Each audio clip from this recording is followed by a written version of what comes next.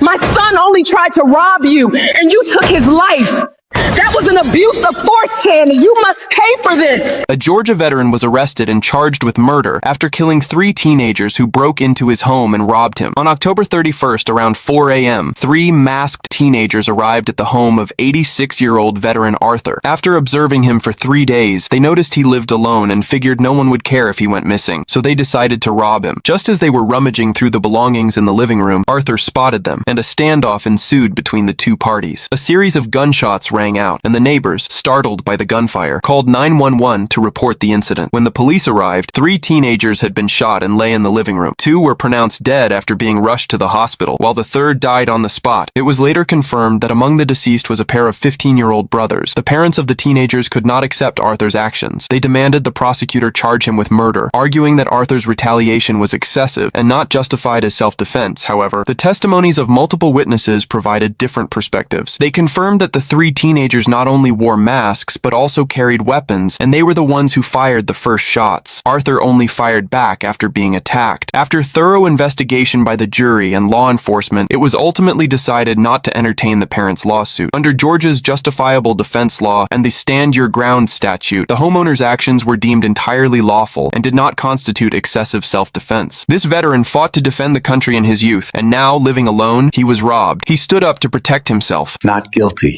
You're a hero, not a criminal. Do you think this constitutes justifiable defense? Feel free to share your thoughts in the comments section. This corner looked more like a crime scene than a school bus stop this morning. Parents called police after finding an electric fence just inches away from where their children wait for the bus. The man who put up the fence says he had finally had it with students trespassing and leaving trash in his yard. He figured the fence would keep them out. I'm not in charge of other people's children. All I can do is protect myself. But jolted neighbors thought the fence was too extreme. They called police, and police called Public Works, who questioned whether the fence encroached on a county easement. Show me what's the truth. You know, everybody...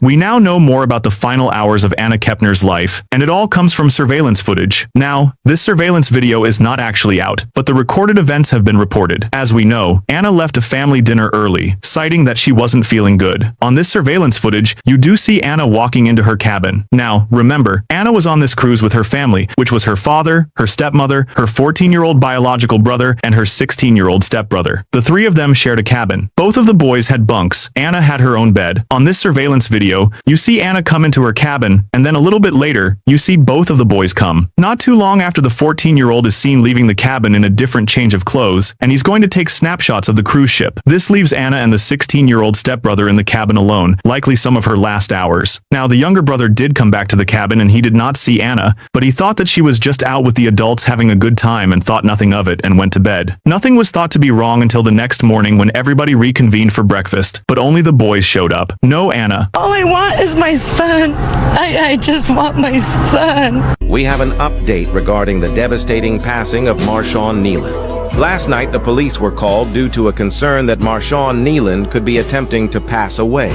But by the time the police got the call, it was already too late. Marshawn Kneeland had already left his home and was well exceeding the speed limit while driving. This resulted in a police chase, where the cops were then informed of Marshawn's intentions. Kneeland's car then crashed and Marshawn fled the scene on foot. The police unfortunately lost sight of Marshawn Kneeland, and he was later found deceased due to a self-inflicted wound. Marshawn Kneeland had been dealing with depression since the passing of his mother last year. It did not help that Marshawn then suffered a significant injury last season, ending his Defensive Rookie of the Year hopes, as well as it caused him to be distant from his teammates and friends. Marshawn Kneeland left his home last night with the intention to pass away, and sadly, it did happen. Marshawn Kneeland, we all miss you, and you're going to be greatly missed in this world. Our thoughts and prayers go out to your family, friends, teammates, coaches, and loved ones. Breaking news, 2 kidnappers dressed as clowns attempted to abduct a girl. The little girl, wearing a white dress, was playing arcade games in front of a store when a black car pulled up beside her, and a man dressed as a clown got out.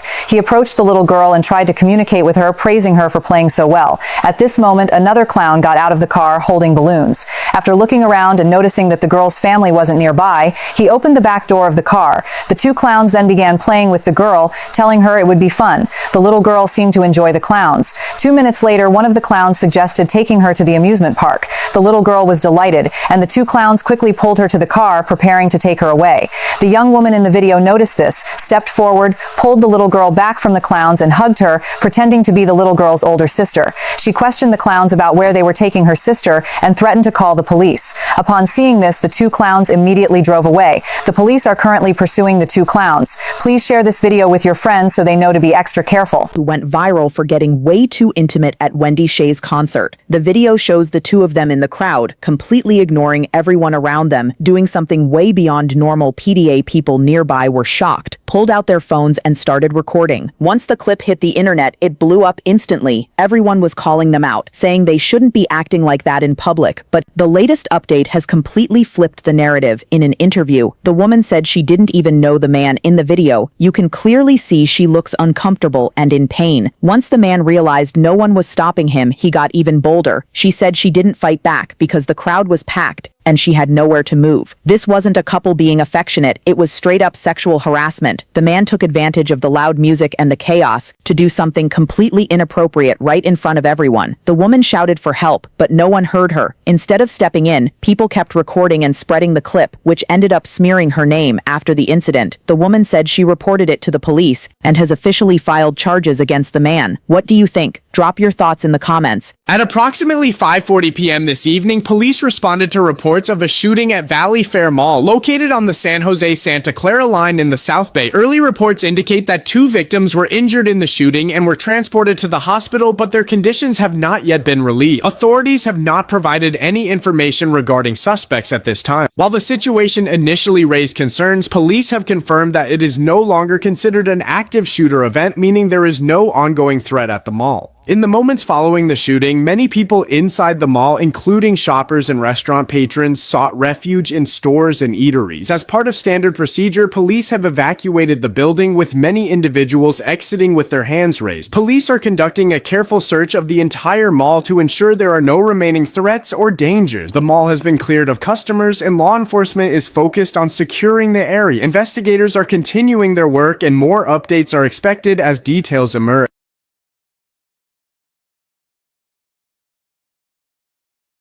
A Kentucky homeowner calls it instant karma. He says a driver tried to run over a 9-foot snowman that he built outside of his home.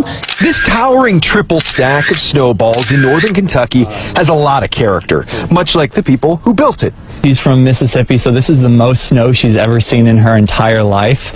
I'm from Buffalo, so this is no big deal. I love the snow. Lutz loves it so much that he took snowman building to the extreme, using a massive tree stump as the base for their top hat topped creation. I went to work on Monday, and I came home to this on Monday night, which is, the irony is pretty funny. Someone saw the soon-to-be Lutz family's creation and tried to fracture Frosty with the front end of their truck. But they quickly realized their mistake when the plowed-away snow showed Frosty's roots. Instant karma, Ken. It's hilarious. What goes around comes around, in good ways, in bad ways. So I guess probably everybody learns a valuable lesson here from Frosty. Oh my god, oh my god, oh my god.